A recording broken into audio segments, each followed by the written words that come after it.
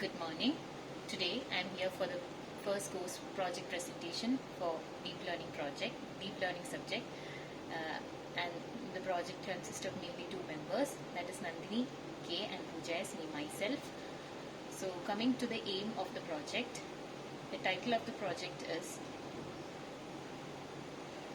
Malarial Cell Classification using CNN. So coming to the aim of the project, the malarial infection in an individual were generally diagnosed by the clinicians in laboratories, where the blood cells are stained with contrasting agents to identify the infected parasite in the blood cell. And this actually is a time-consuming task to identify whether it is an infected cell or not. And in order to help these clinicians, we are going with a new technique, that is deep learning models. CNN model is basically extracts the features from each of the cells, and then the fully connected networks are used for classifying whether it is parasitized or healthy image. So that is the main aim of the project, that is to classify the prediction of binary, that is 0 and 1. So coming to the algorithm description, we have image data sets ranging from 160 into 160 to 140 into 140 pixel images. So in order to resize every images into a uniform size for the computation efficiency, we are first resizing them into 150 into 153 size.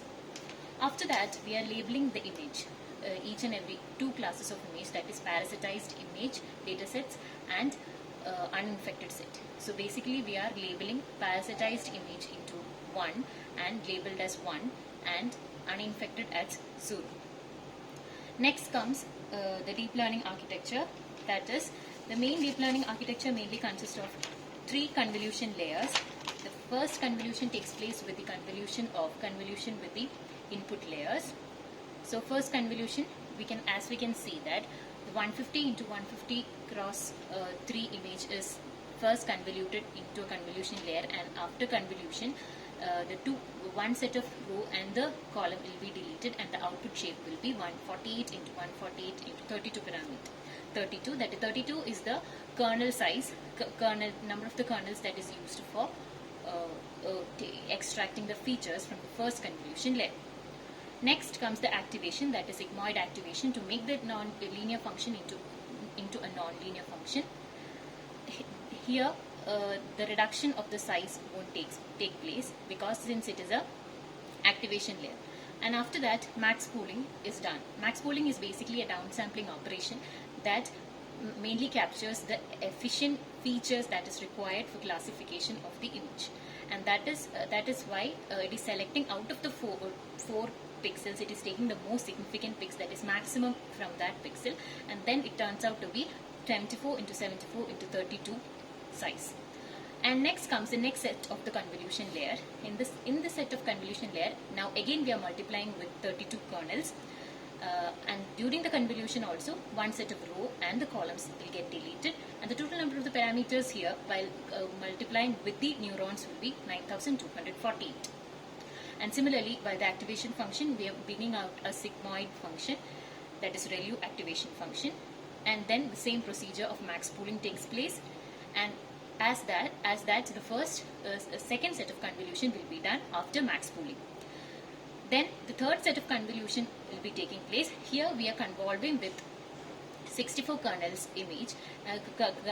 so that the final parameters will be 18,496 parameters will be remaining, and then we are sending it to an activation layer similarly to a max pooling layer.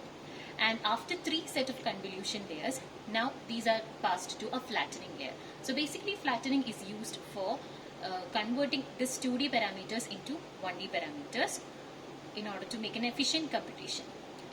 After the feature extraction, now we are transferring these features, that is one-dimensional features, into a classification layer, that is a fully connected layer.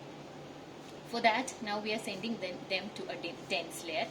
64 neurons will be there in the dense layer, and multiplying with these flattening parameters, that is convolving with these parameters, we'll get this many amount of the parameters, and then it is finally sent to an activation function, and the final Finally, we are giving them to a dropout layer. Here, a 50% dropout of the parameters will take place, and finally, at the classification state, we will be having a single dense layer which give the prediction whether the labeled image is 1 or 0. That means 1 indicates the parasitized image and the 0 indicates the uninfected image. And this is the architecture we are following.